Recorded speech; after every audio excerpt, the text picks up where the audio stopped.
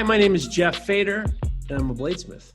A bladesmith is someone who takes steel and uses an anvil and a hammer and fire and manipulates the mass of the steel to create the shape of a knife. And then what you do is, using science, you heat treat the knife to make it very hard, and then you sharpen it so you can cut whatever you need to cut. You know, for me, I make culinary knives, so I do mostly knives for the kitchen. So I have to forge, grind, and prepare my knives so you can use them in the kitchen for whatever you're cooking.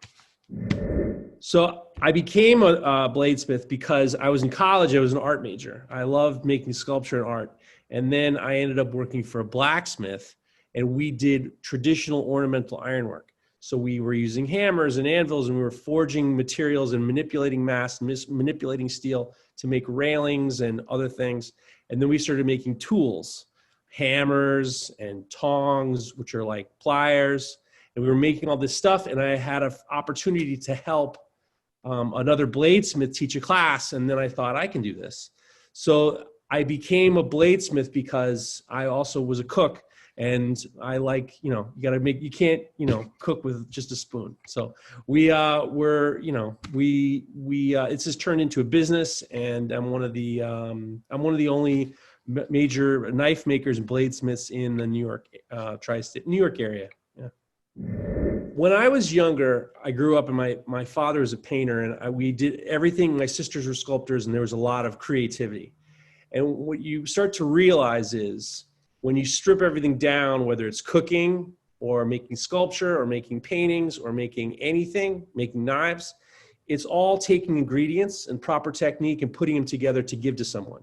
So in my mind, I've never thought of anything different. There's no difference between making dinner for your family or making a knife for someone else or making a railing for someone's house. It's all the same mindset. It's all the same mindset of being organized, having proper ingredients and technique, and giving them to someone. I wish that I was better in school now.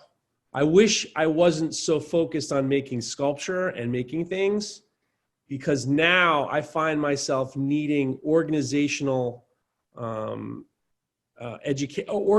techniques to make my shop run better. So I've gone from being creative in making sculpture, making paintings, to really focusing on being hyper organized in order for this business to take off. And math, I had to relearn math, had to read a tape measure.